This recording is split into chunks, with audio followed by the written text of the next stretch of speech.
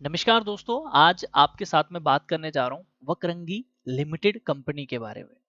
दोस्तों ये आज 19% से ज़्यादा की इसने तेजी दिखाई और 20% का आप कह सकते हो सर्किट जो है वो ऊपर की तरफ दिया है, जिसकी बदौलत काफ़ी सारे लोगों की रडार पे ये स्टॉक आया है। और जब काफ़ी ज़्यादा लोगों की रडार पे कोई स्टॉक आ जाता है तो काफ़ी सारे लोग उसमें इंटरेस्ट दिखाते हैं और भी ज़्यादा उसे पुश करने की कोशिश की जाती है।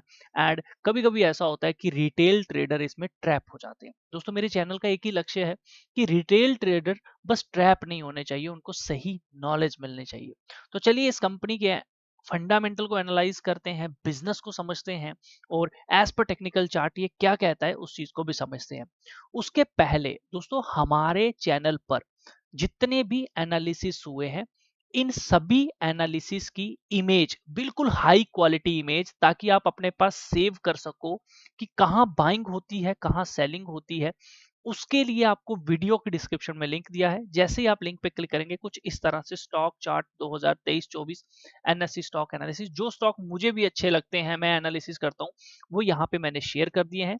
प्लस नाम के साथ आपको मिल जाएंगे और मैं ये अपडेट करना शुरू कर चुका हूँ। आप यहाँ आ सकते हैं।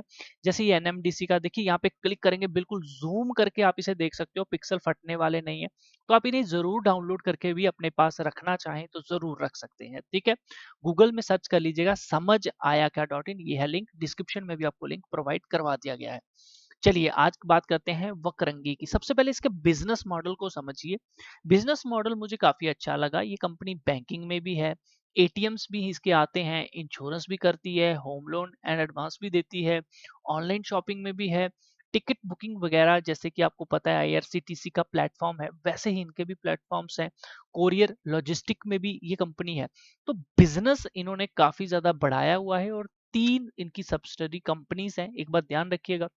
जैसे कि कोई फाइनेंस में है, कुछ सॉफ्टवेयर्स में है, कुछ डिजिटल में है, कुछ लॉजिस्टिक में है, कुछ पेपर प्रिंटिंग में है, कुछ डॉक्यूमेंट्स में है। तो बिजनेस मॉडल तो मुझे इनके काफी अच्छे लगे एज पर कंसोलिडेशन। बट बात आती है इसके बैलेंस शीट को देखते हुए, फंडामेंटल को देखते हुए, प्रमोटर को देखते हुए। तो दोस्तों सबसे पहले एक प्रमोटर ही ऐसी नींव होती है जिसे पता होता है कि कंपनी के अंदर कितनी जान है, और वो मिनिमम अगर प्रमोटर में उसमें 50% से ज्यादा होल्डिंग हो तो हमारे लिए अच्छा होता है। तो इसकी होल्डिंग को अगर मैं देखूं तो 42% की होल्डिंग नियर अराउंड देखने को मिल रही है। 50% से ज्यादा तो नहीं देखने को मिली। बट बाकी के 8% किसके पास है ये भी हमारे लिए इंपॉर्टेंट जरूरी है, तो उसको भी हम देखेंगे। तो फिलहाल के लिए आप ये कह सकते हो कि इतनी खासम खास तो इसमें प्रमोटर की होल्डिंग नहीं है। एफ यहाँ पर माल बेचकर निकल रहे हैं और एफ ने यानी कि बाकी की 8% होल्डिंग जो थी वो ऑन करके रखी हुई थी। डीआईस डीआईस के पास भी 6% का था।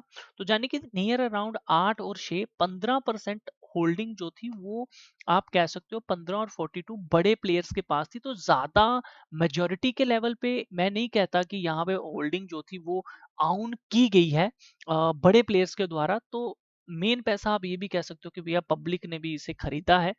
तो पब्लिक के साथ चलना थोड़ा सा मुझे ठीक नहीं लगता है जब तक पैसा बड़े प्लेयर का ना हो। तो मैं इसकी होल्डिंग से इतना ज्यादा खुश नहीं हूं, एक बात ध्यान रखिए। तो मेरे लिए ये ओके ओके आप कह सकते हो प्रमोटर की होल्डिंग है।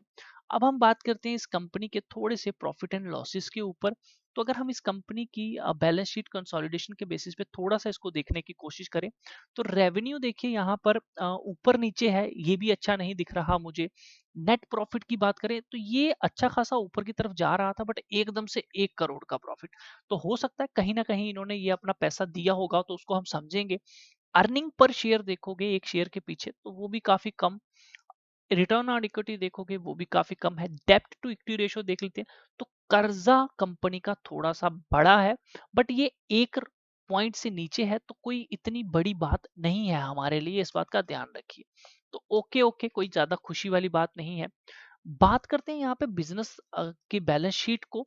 तो यहाँ पे मुझे एक चीज देखने को मिल रही है कि कंपनी के पास अच्छा खासा रिजर्व था, बट वो रिजर्व कहीं ना कहीं खत्म हो गया। तो हो सकता है इन्होंने कुछ एसेट्स में लगाया हो, अपने आने वाले कोई बिजनेस मॉडल हो उसमें लगाया हो। तो वो चीज हमें देखनी होगी कि आखिर ये पैसा कहाँ गया, एकदम से एक इतना बड़ा फॉल और प्रॉफिट भी कम हो गए, तो ये पैसा इन्होंने लगाया कहाँ है? ठीक है, तो ये चीज सबसे बड़ी दिक्कत वाली बात है हमारे लिए। बाकी देखो कंपनी के पास इक्विटी शेयर कैपिटल इतनी है, रिजर्व इतना है, ठीक है, कोई ज्यादा बड़ा रिजर्व कंपनी के पास अभी नहीं है, यहां तक देखते तो ओके था, लेकिन यहाँ पे आके ये जो बात हुई है, ये कुछ अच्छी बात हमें देखने को नहीं मिल रही है। लॉन्ग टर्म की अगर बोरिंग की बात करें, जो इन्होंने कर्जा लेके रखा है भैया, इन्होंने भी लेके रखा है, इतना सा रिजर्व है और इतना ज्यादा तो कर्जा ले लिया है, इतना ज्यादा नहीं कहूंगा, मतलब कर्जा लेके रखा हुआ है कोई बड़ी, और ठीक है, लॉन्ग टर्म लाइबिलिटी भी है। देखो शॉर्ट टर्म बोरिंग यानी कि ये छोटे टाइम पीरियड के लिए इन्होंने लोन लेके रखा है। देखो एक तो इनके पास इतना रिजर्व था, वो भी खत्म हो गया, दूसरा शॉर्ट टर्म बोरिंग यहाँ पे लेके बैठ गए, ये भी समझ नहीं आ रही इनकी। तो यहाँ पे जो पैसा है वो कहाँ से गया, ये समझ नहीं आई। दूसरा ट्रेड पेएबल, देखो यहाँ पर ये पैसा इन्होंने ये सर्विस देनी है, ये पैसा इनके पास आ चुका है, तो 45 ले लो प्लस 18 ले लो प्लस ऊपर की तरफ 12 ले लो, तो आप तो कह लो कि 60-70 करोड़ की तो इन्होंने लोन ही लेके अभी जो है वो रखा हुआ है। ठीक है, अब बात करते हैं इनके एसेट्स क्वालिटी। हाँ भैया, एसेट क्वालिटी मैं कह सकता हूँ कि यहाँ पे मेरे को अच्छी देखने को मिल रही है, 127 करोड़, बट ये ऊपर नीचे होती रहती है, उल्टा ये भी कम हो रही है। क्या कर रहे हैं ये, बिजनेस बंद कर रहे हैं, क्या कर रहे हैं समझ नहीं आ रही। नॉन करंट इन्वेस्टमेंट 2.99 करोड़ की। अब देखो नीचे की तरफ इन्वेंट्री, ये भी ऊपर नीचे होती है, ये 40 करोड़। ये देखो, देखो इनको इतना ज्यादा पैसा आना था, वो पैसा कहाँ गया समझ नहीं आ रही। या तो इनका डीमर्जर हुआ है, कुछ ना कुछ तो बात हुई है जो यहाँ पे बैलेंस शीट में हमें देखने को नहीं मिल रही है। ठीक है, तो आप ये कह सकते हो कि ये देखो, ये पैसा इतना पैसा आना था, आया भी नहीं, उल्टा जो जेब में था वो भी पैसा चला गया। तो डोंट नो अबाउट दैट। तो बैलेंस शीट, बाकी देखो कैश एंड इक्विवेलेंट इनके पास इतना है, और अगर short term loan and advance तो इन्होंने कुछ भी नहीं दिया। हालांकि ये कंपनी तो काम कर रही है किस में, ये काम कर रही है बैंकिंग फाइनेंस में। तो हो सकता है कि इन्होंने अपने बिजनेस को डीमर्जर किया है, जिस वजह से बैलेंस शीट के ऊपर इतना बड़ा डेंट देखने को मिल रहा है। तो दोस्तों एज पर बैलेंस शीट मुझे कुछ भी अच्छा नहीं देखने को मिला है। हाँ, अगर ये पता चल जाए कि ये पैसा कहाँ गया है, कहाँ लगाया है, एसेट्स में लगाया है, कहाँ लगाया है, जब ये पता चलेगा, आपको अगर पता है आप कमेंट कर दीजिएगा, तब मैं कहूंगा कि फंडामेंटली अच्छी कंपनी है। ठीक है, अभी के लिए I am not interested as per fundamental, मुझे कुछ भी चीज अच्छी इसमें नहीं लग रही है। अब मैं बात कर लेता हूँ यहाँ पर सीधा सीधा technical basis.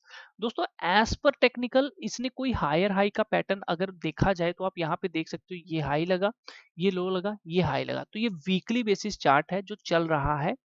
I believe that कि एक बार 19 रुपए के ऊपर अच्छे से क्लोजिंग दे दीजिए मंथली बेसिस पे। 1-2 महीना अगर 19 रुपए के ऊपर क्लोज करता है, तो हम लोग ये 16 रुपए, मैक्सिमम हम 16 रुपीज का एक स्टॉप लॉस डाल सकते हैं। अभी जिनके पास है वो भी 16 रुपए 25 पैसे का स्टॉप लॉस डाल लीजिए, इससे बड़ा स्टॉप लॉस नहीं है। जो वेट कर रहे हैं उनको एक चीज बोलूंगा कि आप लोग बेटर है अगर ये 26 रुपए 80 पैसे के ऊपर निकले, सिर्फ 3 महीने ग्रीन कैंडल क्लोज कर दे या कंसोलिडेशन कर दे लगातार, इसके ऊपर 3 महीने इसके ऊपर प्राइस रहना चाहिए, तो ये कंपनी आने वाले समय में आपको पहला टारगेट 40 और सेकंड टारगेट 49 का दे सकती है, इसको कोई दिक्कत नहीं आएगी। ठीक है, उसके बाद तो हो सकता है 63 भी। तो वैसे भी हमें सस्पेंस जो बना हुआ है उस पैसे का, हो सकता है तब कोई न्यूज आ जाए या वैसा कुछ हो जाए।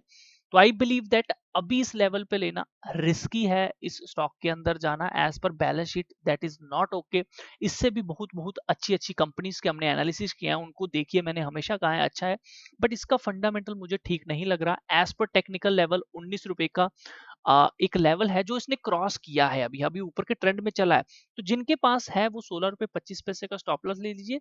नई इन्वेस्टमेंट करना इसमें थोड़ा सा खतरे वाली बात हो जाएगी, एक बात ध्यान रखिए। बाकी ऊपर की तरफ 26 रुपए 80 पैसे के निकलने दीजिए, और वो 2600 का जो इनका एक पैसा वो कहाँ गया वो पता लगने दीजिए। उसके लिए मैं जरूर एनालाइज करूंगा, अगर इस वीडियो पे मुझे 1000 लाइक्स आते हैं तो प्लीज आप सपोर्ट करिएगा। 26 रुपए 80 पैसे का वेट कीजिए, फिर आपको इसमें बड़े टारगेट मिलेंगे, लेकिन ध्यान रखना 3 महीने तक लगातार इसके ऊपर क्लोजिंग होनी चाहिए, और उस केस में आप 26 रुपए 80 पैसे ही अपना स्टॉप लॉस भी डालोगे, इससे बड़ा स्टॉप लॉस डालने की भी इसमें जरूरत नहीं रहेगी। अभी तभी लोगे, स्टॉप लॉस दूर है, ये बात भी ध्यान रखना। अगर आपको लगता है कि नहीं ये बड़ी तेजी के साथ भागेगा, वैसा कुछ है, तो ऐसे केस में अभी आप सिर्फ अपना 20% इसमें इन्वेस्ट कीजिए अपनी कैपिटल का। अगर आप इसमें 1 लाख लगाना चाहते थे तो अभी 20,000 लगाइए, बाकी 80,000 वेट कीजिए, ये थोड़ा ऊपर निकले, ऊपर की तरफ खरीदेंगे। ठीक है, तो बाकी वीडियो अच्छा लगा लाइक जरूर करिए। ट्रेड लेने से पहले एक बार अपने फाइनेंशियल एडवाइजर से जरूर पूछिए, क्योंकि रिस्क आप सबका है। मिलता हूं आपके साथ नेक्स्ट वीडियो में। चैनल को सब्सक्राइब जरूर करिए बेल आइकन के साथ। तब तक के लिए अपना ख्याल रखिए। Take care.